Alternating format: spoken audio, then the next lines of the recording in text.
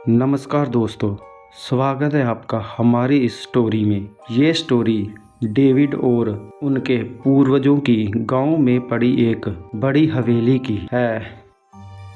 David जो बरसों से शहर की चमक दमक में रह रहा था, एक दिन वह अपने पूर्वजों की पुरानी हवेली बेचने के लिए अपने गांव लौट रहा था। शहर से गांव काफ़ी दूर था, इसलिए डेविड को गांव तक पहुंचते हुए रास्ते में ही अंधेरा हो गया। एक जंगल के रास्ते डेविड अपनी बाइक पर सवार अपने गांव की ओर जा रहा था। तभी डेविड का बैग खुलता है और उछलकर एक किताब रास्ते पर गिर जाती है।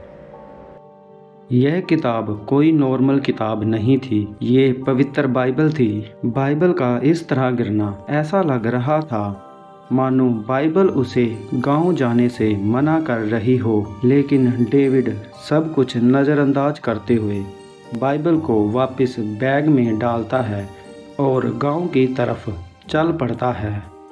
गांव पहुंचते हुए उसे काफ़ी रात हो जाती है, इसलिए उसे बाहर कोई भी दिखाई नहीं देता।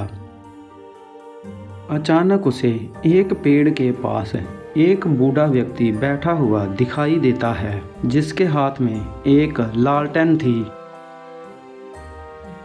डेविड बाइक खड़ी करता है और उस बूढ़े व्यक्ति से पूछता है, ताऊ, यहाँ मेरे पूर्वजों की एक हवेली है जो बहुत ही बड़ी है और उसके पास एक बड़ा सा कुआं भी है। क्या तुम बता सकते हो कि वह कहाँ पर है? बेटा, जिस हवेली की तुम बात कर रहे हो वह तो बहुत ही पुरानी है। वहाँ कोई आता जाता नहीं है। लोग कहते हैं वहाँ पर भूत रहते हैं। ताऊ, तुम मुझे उस हवेली का रास्ता बताओ, भूतों को मैं खुद देख लूँगा।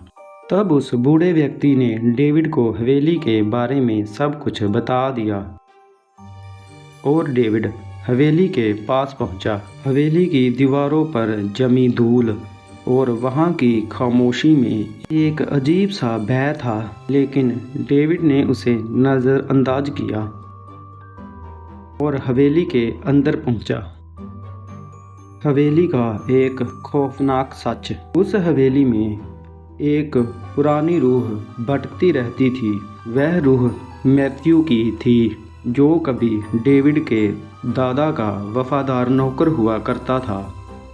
एक दिन मैथ्यू ने कुछ ऐसा सुन लिया जो शायद उसे सुनना नहीं चाहिए था और डेविड के दादा को ये बात पता चल गई। अपने राज को दफनाए रखने के लिए डेविड के दादा ने बड़ी बेरहमी से मैथ्यू का कत्ल करवा दिया। मैथ्यू की रूह उस हवेली में कैद थी और बदले की आग में जल रही थी। जैसे ही डेविड ने हवेली में कदम रखा, अजीब घटनाएं शुरू हो गई। रात के सन्नाटे में भारी कदमों की आहट सुनाई देती। दीवार से खून के निशान उभरने लगते। मैथ्यू की रूह डेविड को डराने के लिए कभी उसके साए में छिपती। मैथ्यू चाहता था कि डेविड अपने दादा के गुनाहों की सजा भुगते। फिर अगली रात हवेली के सारे दरवाजे अपने आप बंद हो गए और बत्ती गुल हो गई। तब मैथ्यू की भयानक आवाज़ गूंजी, तुम्हारे खून ने मेरे साथ नाइंसाफी की है, अब तुम्हारी बारी है। डेविड डर से कांप रहा था, लेकिन उसने हिम्मत नहीं हारी। उसका विश्वास प्रभु यीशु पर था। उसने तुरंत अपने बैग से बाइबल निकाली और जोर जोर से पढ़ना शुरू कर दिया। जैसे जैसे डेविड बाइबल की आयतें पढ़ता गया, हवेली में एक तेज रोशनी फैलने लगी। मैथ्यू की आत्मा उस पवित्र शक्ति के आगे कमज़ोर पड़ने लगी। डेविड ने प्रार्थना की, मैं अपने पूर्वजों की गलती के लिए माफ़ी मांगता हूँ, लेकिन मैं किसी बुराई से नहीं डरता। रोशनी इतनी तेज हुई कि मैथ्यू की रूह चिल्लाते हुए धूल में बदल गई और हमेशा के लिए गायब हो गई। अगली सुबह डेविड ने हवेली को हमेशा के लिए बंद किया और वापस शहर चला गया।